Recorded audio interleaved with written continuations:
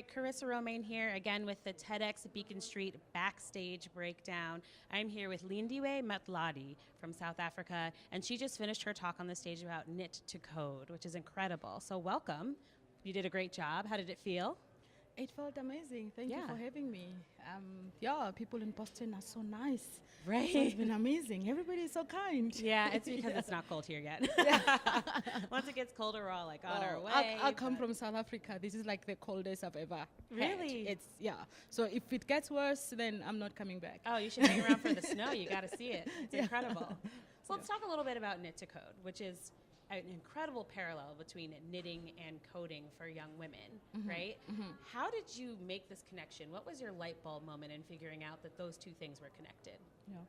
I think for me, really, or for us, it was not really like looking for a connection, and it just became, knit to code came out of necessity.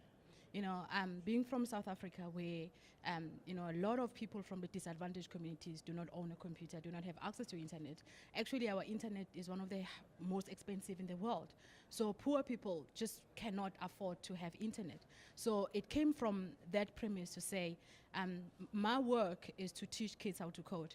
And at first, it was easy. I'm thinking, just going to bring the kids and, teach them and then they can go back. But it became very clear to me that it wasn't just about, the problem that we had was not just the fact that kids just do not have access to coding on the curriculum. It was that the infrastructure is not there.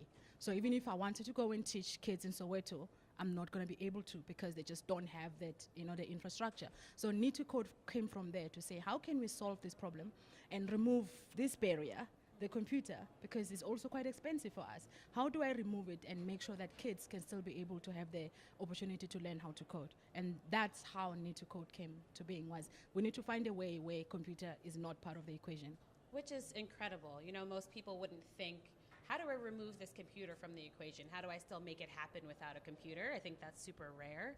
And I think another thing you added to the equation, which is very interesting, is parents, mothers, grandmothers, bringing them to the forefront of technology as well. So how much of a role do mothers and grandmothers play in your specific program? They are the integral part, because I feel, as it is right now, as like what I said, that, if you are interested in tech, if you're a girl and you like STEM, you are a tomboy. You have will be compared to your uncle, maybe you're smart like your father, but it will never be like your mom. But, I wanted to show that even the work that women do, like knitting, for example, is very technical. And as much as we make STEM to be this male sort of, masculine thing, it's not. The first computer program happened to be a woman, and Ada that's Lovelace, what, correct? yes, Ada Lovelace. And that's Amazing. what we want to, bring into to say for the parents, for the women especially. Because, sometimes you find, even when we bring the kids to code, we find that the fathers will be the one, we run the classes on Saturdays, and we'll find that the fathers will be the one bringing the kids. And, and obviously because they're the more technical, so they see, but then the women will always be, at the backseat. And we're trying to say to them, what you do is just as technical, like with knitting. But also, for a lot of girls, our mothers have a lot of influence in us. And if we can get them to understand that, unless something changes drastically, in 20 years' time, you and I will still be talking about this and how do we reduce the gender gap in tech?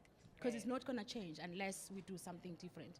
And I think that's what we're trying to do, bringing the women into the equation and showing them that, you belong in this as well. Yeah. And I think that can also be sort of damaging in some ways, the male mentality of like, oh, you're just like your father, right? Yes. Yes. So many women are behind the scenes in tech and all sorts of emerging industries. So it's incredible to me that you are not only bringing in women, but making it kind of a familial thing, making it about, your actual family members who are raising you already. So how did you specifically learn to code? That's a very, very good question. I actually don't code. Wow. I studied. After all of that, I would have been like, she's a coding pro. No, She's been doing it forever. I am not a technical person. I studied business. I am good at, thinking the strategy and all of that. But I'm passionate about coding and the importance of it. I studied stats, so I'm good with the numbers. So I majored in statistics at university. So what I'm learning, like self-taught coding, is really not part of my career. But, I had to, I registered a few years ago, like in 2015 at Columbia for the Masters in Technology Management, because I was encouraging kids, especially the girls, to code. And I tell them, there's not enough women. They're like, but then, are you? And I'm like, no. So I'm like, okay, yes, I'm not a coder, but I manage the people who code. Which so is just as incredible, right? Yeah. From a different vantage point, a completely different perspective, you were able to see this need in this space. Mm-hmm. So through your program, how have you seen some of the minds of these children developing? Do you see a lot of interest from these girls now that they have this window of opportunity? Oh wow, yeah. I mean, if I can start telling you about the girls, like the kids that I work with, that I get, like, it's been exciting because for me, like, you have kids that come, they've never touched a computer before, and some of them are scared. They think they're gonna break it. We bring them to university, so that's where, because as I said, most of them don't have infrastructure at home, so they have to come to the universities on Saturday. And you have a child who comes for the first day, they don't even want to touch a computer. A month later, they are telling you that I'm the next, like, African Mark Zuckerberg. And what is exciting for me is that they really believe it. So that's the thing. So, when you hear them talk about it, they keep telling you, what, next, in the next 5 years, we're going to have our own African Facebook. And you look at them, you know that they mean it and they really believe it. And that's for me is the joy of just seeing that we are inspiring the next generation of African innovators and, and entrepreneurs. Did you know Elon Musk was born in South Africa? I did. He's not ours. know I did so not know we that. do have a lot of very clever people. This is incredible, though. You have him now, but he's ours. He was born for 16 years. He was in South Africa.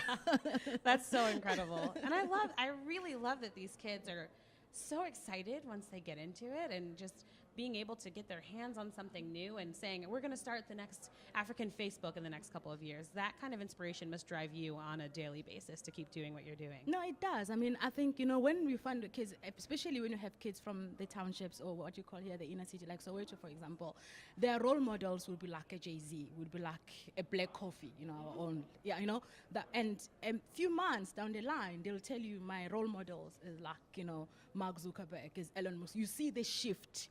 And that for me is really amazing because, even when they go back home, you see the change, so it's really been a really amazing experience for me.